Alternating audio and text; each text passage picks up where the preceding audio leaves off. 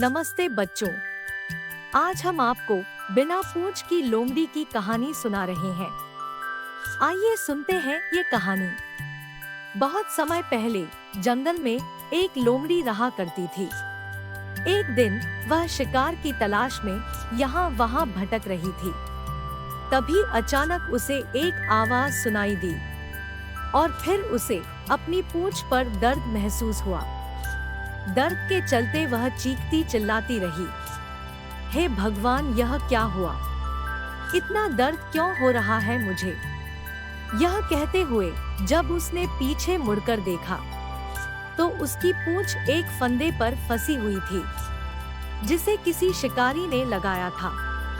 पूंछ के फंदे में फंसने की वजह से उसे बहुत दर्द हो रहा था। अब वह खुद को फंदे से अलग करना चाहती थी। उसके लिए वह जोर लगाकर अपनी पूंछ को खींचने लगी।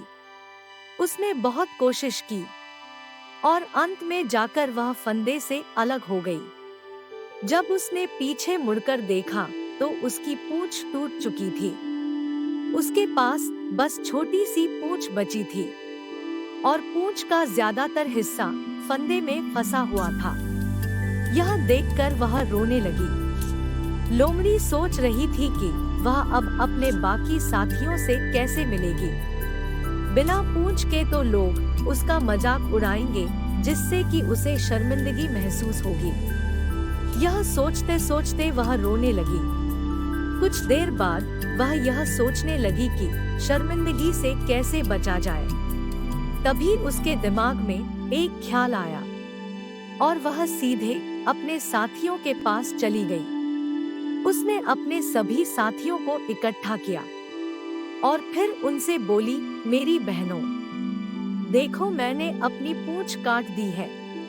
ऐसा मैंने इसलिए किया है क्योंकि पूंछ रखने का कोई फायदा ही नहीं था। जब हम शिकार पर जाते हैं तो यह पूंछ बीच में आ जाती है। जब कुत्ते हमें पकड़ने के लिए हमारा पीछा करते हैं तब वे पूंछ के सहारे हमें पकड़ सकते हैं।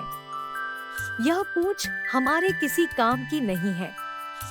इसीलिए मैं आप सबसे कहना चाहती हूँ कि आप सब भी मेरी तरह अपनी पूंछ काट दे और इससे छुटकारा पाले।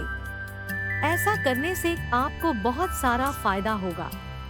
लोमड़ी अपने बातों से अपने साथियों को बेवकूफ बनाने की कोशिश कर रही थी, लेकिन तभी एक लोमड़ी बोली, हम अच्छे से जानते हैं कि तुमने हमें यहाँ इसका फायदा बताने के लिए नहीं बुलाया है।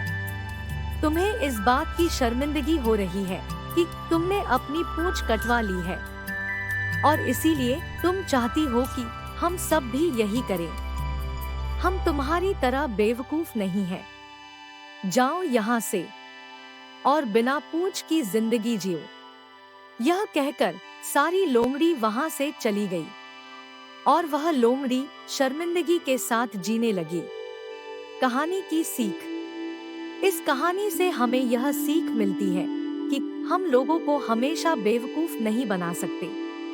अगर आपको यह कहानी पसंद आई हो तो कृपया लाइक करें और अपने दोस्तों के साथ शेयर करें। और ऐसी ही मजेदार कहानियों के लिए हमारे चैनल को सब्सक्राइब करना न भूलें।